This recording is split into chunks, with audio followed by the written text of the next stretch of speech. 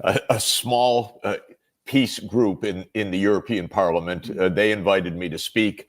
A former colleague of mine, now member of Parliament of the European Parliament, Michael van der Schulenburg, who was an exceptional leader at the UN and someone that was involved in many conflicts around the world and in trying to end them. So he's very much on the path of peace. Co-leads a small group of parliamentarians, because most of the mainstream parties in Europe are still war parties. And so this was a great occasion to talk to the parliamentarians, because they came from across the political factions and at least listened politely to me. And since then, there's been a lot of feedback. My main point was that the United States basically just seriously messed up from the late 1980s until the last few weeks, actually, because, and I saw it with my own eyes. I was an economic advisor to Gorbachev's economic team in 1990, 91. I was an advisor to President Yeltsin's economic team in 1991 to 1993.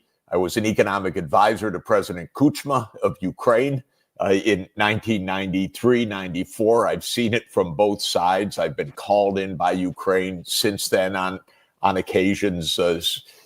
After the Maidan, the government asked me to come in. So I learned a bit of awful stuff about the Maidan as well by personal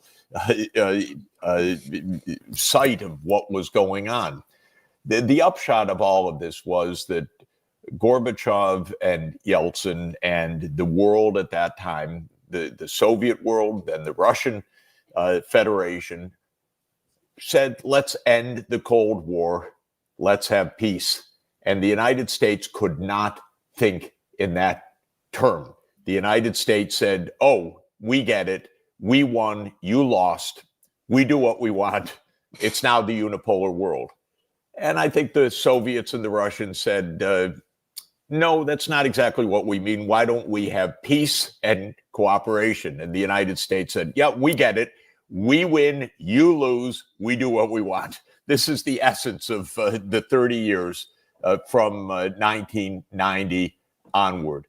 The United States decided, well, we have all the power. We can be a bully. We can do what we want. We can go back on any commitments made. We can overthrow governments. We can back out of the nuclear arms framework, whatever we want. We are America. So that's my summary in very simple terms. In particular, starting in 1990, February 7th, 1990, the United States and Germany, in the context of German reunification, told the Soviet leadership and Mikhail Gorbachev to his face in absolutely explicit terms that our governments have lied about ever since. NATO will not move 1 inch eastward in the context of the Soviet Union ending the Warsaw Pact military alliance and in the context of German reunification. There was a basic deal. Germany will reunify, because that was a legal agreement that needed to be reached to end World War II, actually, in 1990. World War II was not ended by a treaty. It was ended by the 4+2 process in 1990 to reunify Germany. One of the reasons for the Cold War, in fact, was that there was no treaty after World War II because the Western alliance didn't want a treaty. The Soviet Union said, let's have a neutral, demilitarized Germany. The West said, no, we will remilitarize Germany. We will create NATO. We will create the Federal Republic of Germany without a treaty. The Soviet Union said, but our security. And the West said at that time, back in the 1940s, not your security, it's our NATO. Okay.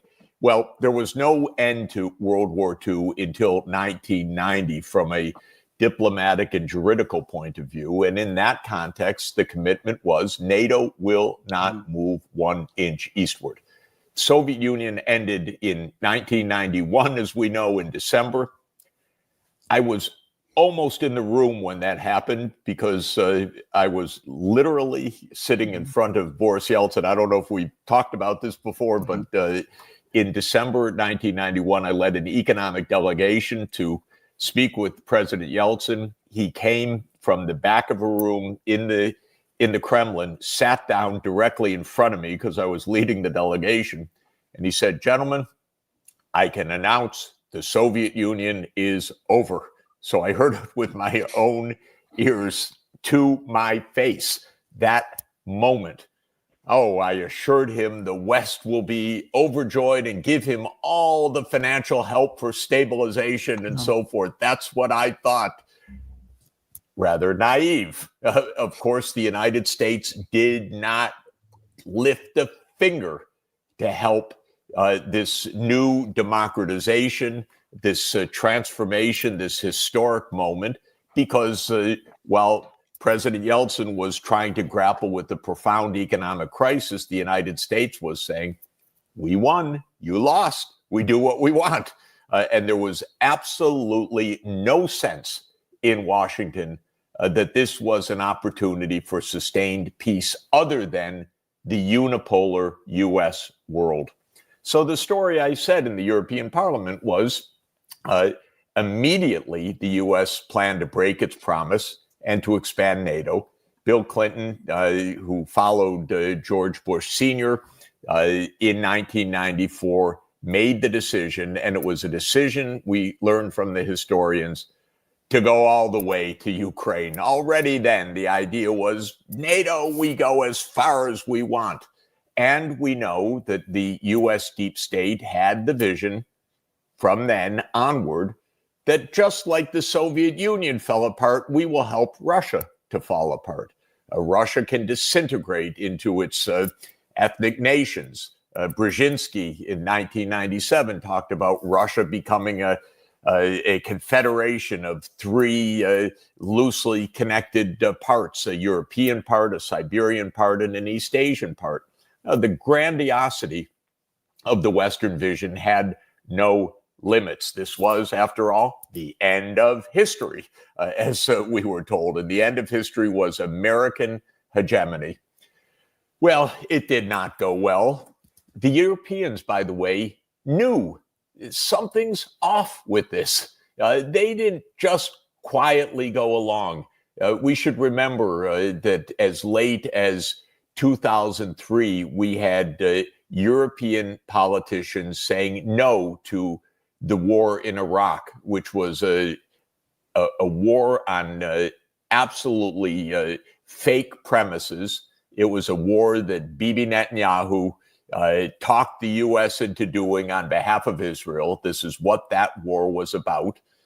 And the Europeans, they didn't support it. The Germans opposed it. The French opposed it. Of course, the British went along. Sorry to say, they always go along, partly because they always go along and partly because Britain never saw a war it didn't like. This is part of the British imperial nostalgia.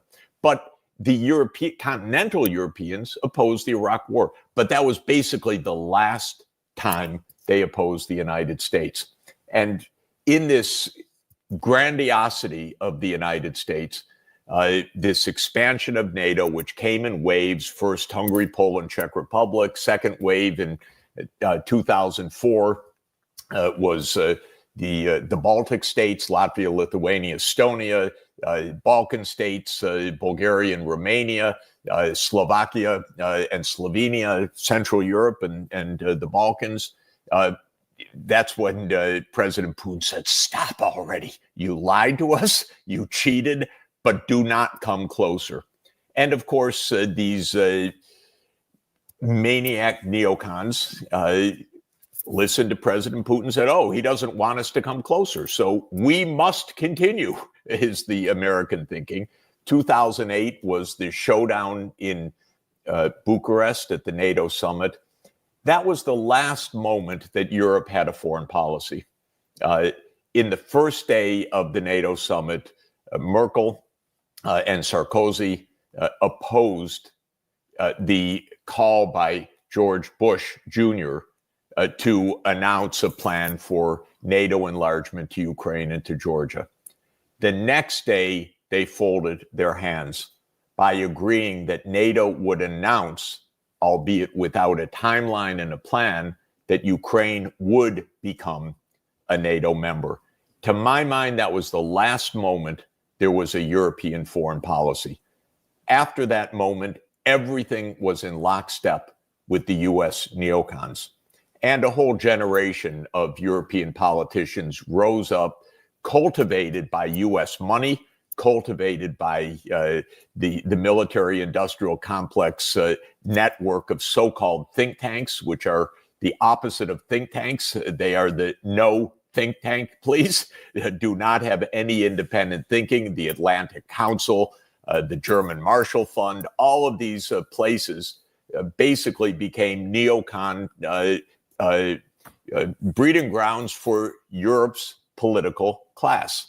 And we didn't hear a peep. Interestingly, I catch glimpses of all of this. I'm an economist. I'm not in the security world. But European leaders tell me things because I speak, to the top leadership, usually about economic matters. But after Bucharest, one of the European leaders said to me, "Can't believe what your president did. So reckless. We know how dangerous this is, but not a peep in public." This is the great lie to the European people. In private, they say this was terrible. In public, yes, we follow the U.S. line. Yes, NATO will enlarge. And of course, we know the sequence of events after that. The U.S. Paid for most of perhaps the Maidan insurrection, the violent coup. The U.S. was deeply involved in the overthrow of Viktor Yanukovych. I'm sure we'll learn a lot more about that in the years ahead. I happened to catch a glimpse of that also by someone explaining to me after the Maidan, but on the Maidan, while people were still milling around, because I was called in to meet with the new government. And I went because I went as a courtesy because I had advised beforehand. And somebody explained to me how much money the Americans put into the Maidan insurrection. Really unpleasant stuff. I couldn't stand it. It just, it was god-awful to think about yet another U.S. regime change operation. One more thing to add to the mix that I emphasized in the European Parliament. Not only did the U.S. expand NATO, not only did it engage in multiple wars of choice, many of them, by the way, on behalf of Bibi Netanyahu and Israel's what I regard as absolutely extremist agenda. But the U.S. did one other thing that was at least as consequential, probably much more consequential, and underemphasized. And that is that in 2002, the U.S. unilaterally abandoned the Anti-Ballistic Missile Treaty, which was a complete foundational bulwark of nuclear arms control, because the Anti-Ballistic Missile Treaty was part of a framework to prevent one side or another from attempting or achieving a first strike capability on the other, a decapitation strike. The idea is if you don't have anti-ballistic missiles, or if you have just a few of them, then if you attack, the other side will be able to counterattack, and you won't have the anti-ballistic missiles to protect your side. So thereby there will be nuclear deterrence. But in 2002, the United States abandoned the basic concept of nuclear deterrence and said, no, we do what we want. We put anti-ballistic missiles where we want, starting in Poland, then in Romania, and then absolutely consequentially telling the Russians, yeah, even in Ukraine, if we want, which is apparently what Antony Blinken told Foreign Minister Lavrov in January 2022, according to the former CIA analyst and wonderful person and analyst Ray McGovern.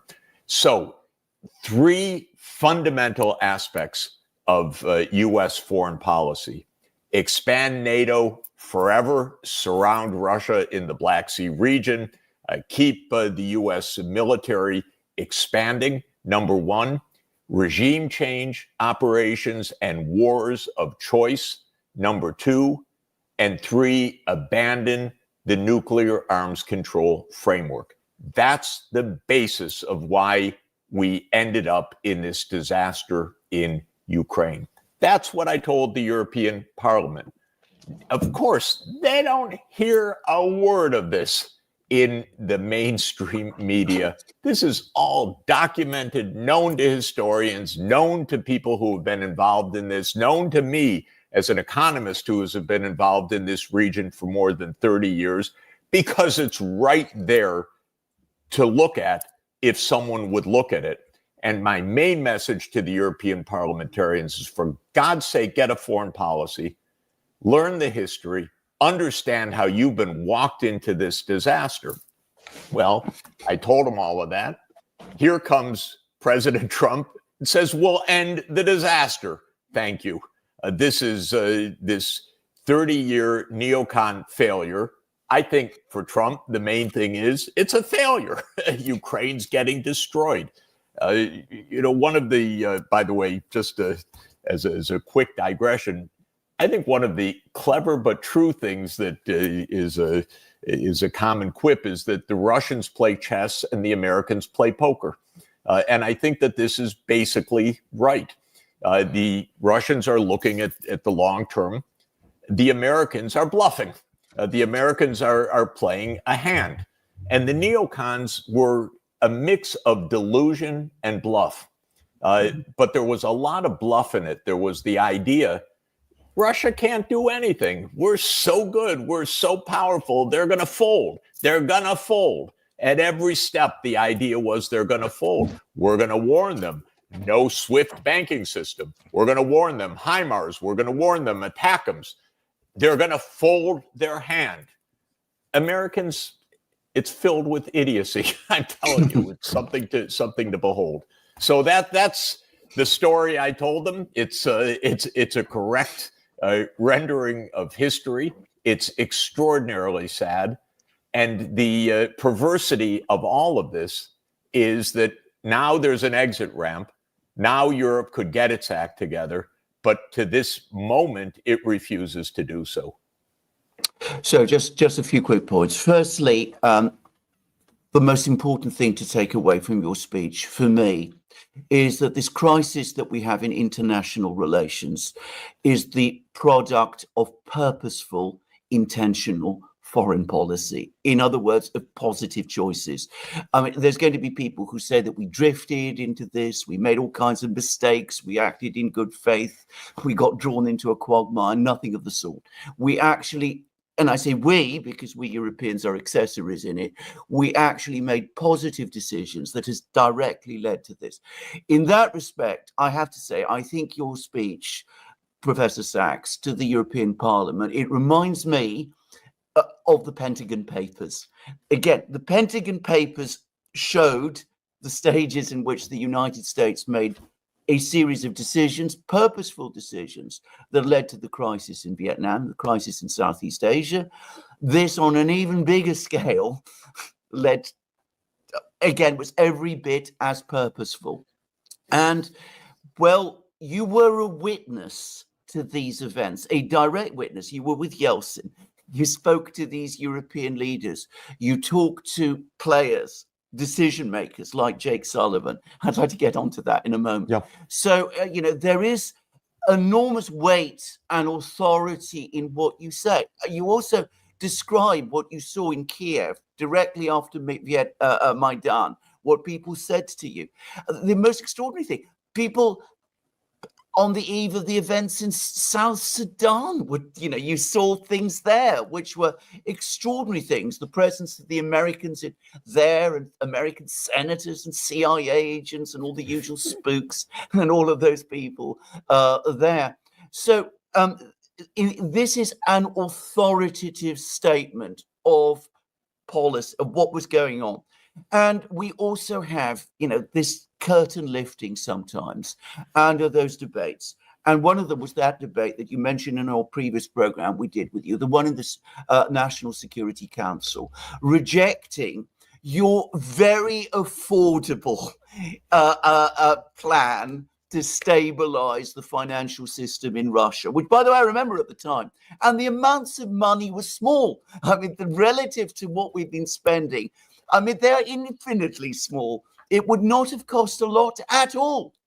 But no, and Alexander, just to say about that, as we talked about it, when I read the minutes of this National Security Council meeting, June 3rd, 1991, I was stunned at how idiotic these Americans were. But I can tell you the worst of them, the very worst, was a colleague of mine at the Kennedy School of Government, a man named Richard Darman, who was at the time the head of the Office of Management and Budget. And when people read this stuff, which they will read, Darman talks about, well, we have to do a PR stunt. We have to do PR to show that we care, but we're going to do the minimal possible. And then he and another economist named Michael Boskin at Stanford are the two ringleaders to say the reforms are impossible. They're just impossible. We're not going to do anything. We have to be Machiavellian in this. We have to do the least possible. Gorbachev's a showman. You look at this stuff and you cry because it's so ignorant.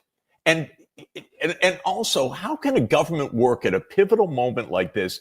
They should have given me a phone call, for God's sake. Talk about it. They should have talked to Grigory Yavlinsky, who was still a leading politician in Russia and was the advisor of Gorbachev. They didn't even lift a finger. They just knew.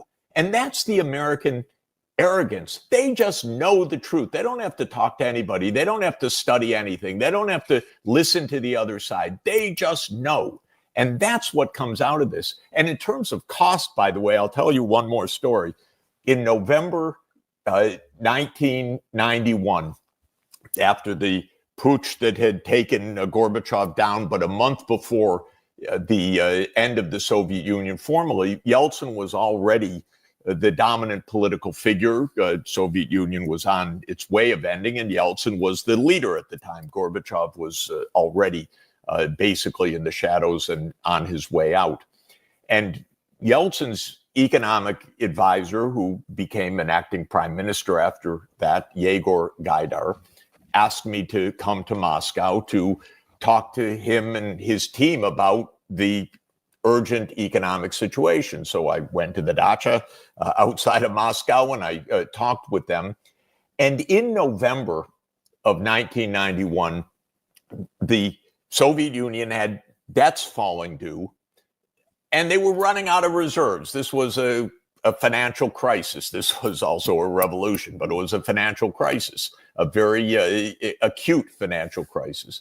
So I've been involved in lots of financial crises on how to end them, and I've successfully helped to end several. And I said the most standard thing in the cookbook, the first thing you learn about this is a standstill on debt repayments pending a stabilization program. So the so-called G7 deputies were on their way. That's the finance minister deputies, led by the United States, of course. And I said to Gaidar, okay, ask them for a debt standstill. And I waited in the outside room as he went in and met the G7 deputies in November 1991. And he came out an hour later, ashen-faced. And I said, Yegor, what happened? And he said, they told me if we don't pay every penny on time, they will stop the food shipments that are on the high seas right now. They threatened the Soviet Union. They threatened the Russians. You must spend down every penny of your foreign exchange reserves. This is madness.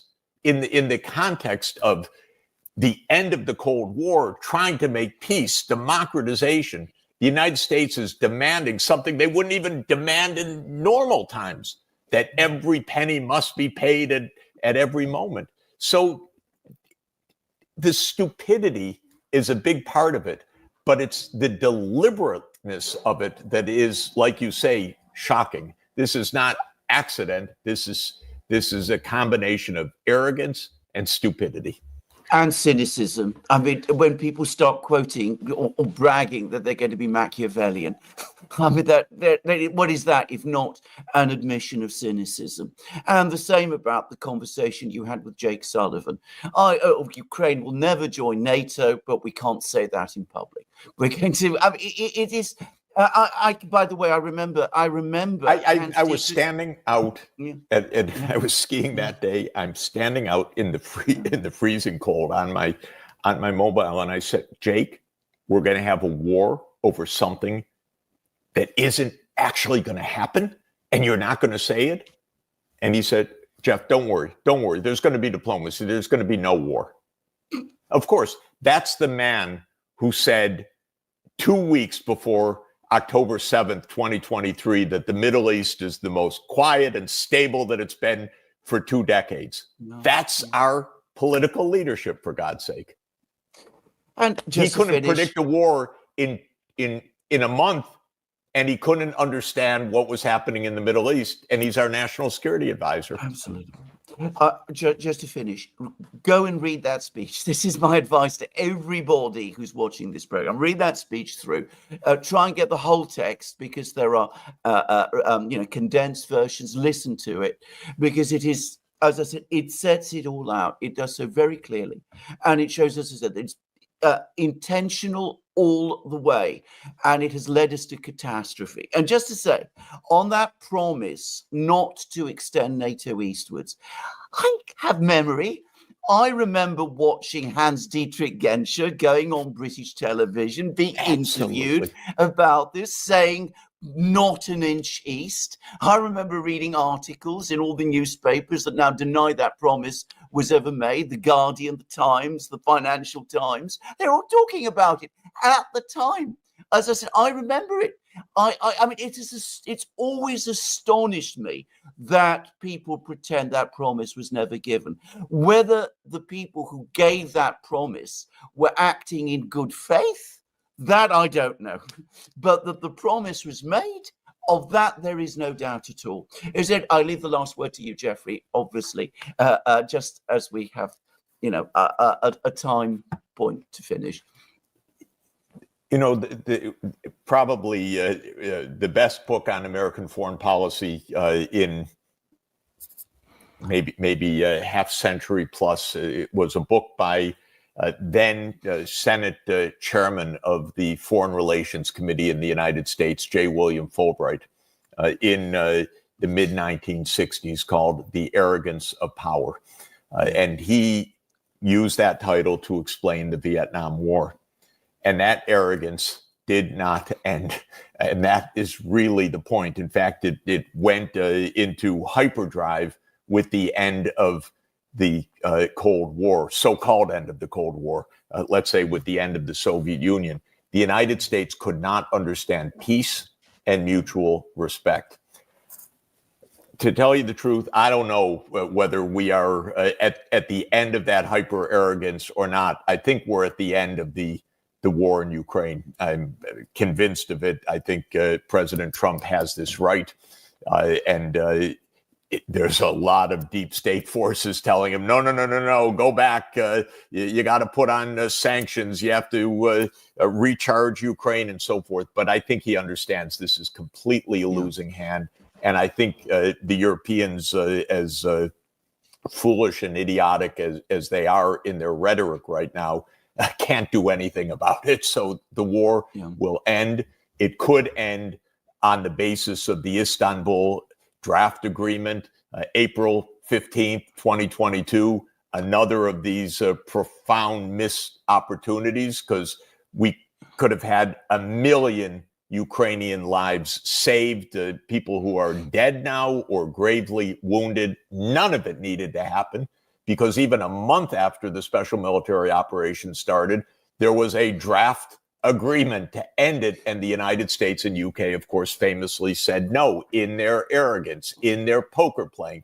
Well, we'll raise the stakes. We'll bluff Russia. They'll never mobilize. They'll fold when they see the economic sanctions and so forth. And that's probably 1 million or more casualties of Ukrainians since that moment. We have other conflicts. I hope we can talk about them soon. The Middle East scares the wits out of me because Israel has controlled U.S. foreign policy for decades. I don't know whether that's over. I want Donald Trump to have an America foreign policy, not an Israel-made foreign policy. If he does, that war could end immediately also, because that's also a war of choice.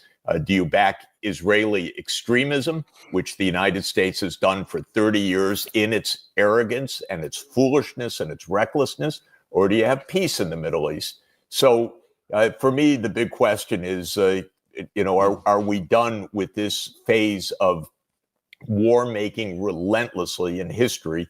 One war is going to end soon, Ukraine.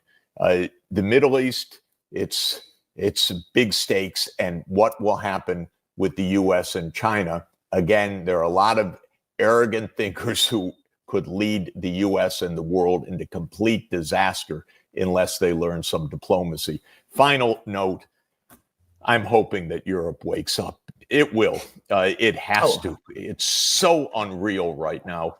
When you're delusional like a cartoon character that's kind of run off the roof, but you're hanging in the air before you look down and you realize there's nothing below, they're going to realize, oh my God, we just gave away our foreign policy for decades, and we need to get back to sanity. We haven't heard a word of it yet in Europe, by the way. What we heard from Macron was the opposite of sane, marching off to war or flying off to war from Starmer, completely nuts. But people are out on the streets now in Paris and elsewhere and in Bucharest. They don't want this anymore. And even though they're being forced into this, these leaders are so unpopular, and the public knows so much better that there will be a change in Europe too, I believe. I completely agree. Professor Sachs, we're definitely going to have you back. We're going to talk about the Middle East. We're going to talk about some of the proposals, some of the ideas you have about how to arrange the peace in Ukraine, which are very interesting and involve the United Nations. We might ask you perhaps to bring Mr. Schulenberg to discuss those, because he knows so much about that too. That might be an idea, just the thought. But we understand that you have to finish now. I want to thank you again and say that speech to the European Parliament, completely not reported in the mainstream media here in London, by the way, just to say, but all over the internet. Everybody's talking about it across the internet. And it will be a historic document. Of that, I have absolutely no doubt at all. When people want to understand what has been happening, not just over the last few years, but over the 30 years that led up to it, they will go to that speech. So thank you, Professor Sachs, and speak to you soon and again. Great to be with you guys, and thanks so much. Thanks for the fantastic work you guys do every single day. It's absolutely vital, and you've been so right every day. And so I'll be listening in later today. Thank you. Thank you, Professor Sachs. Take care. Take care. Bye.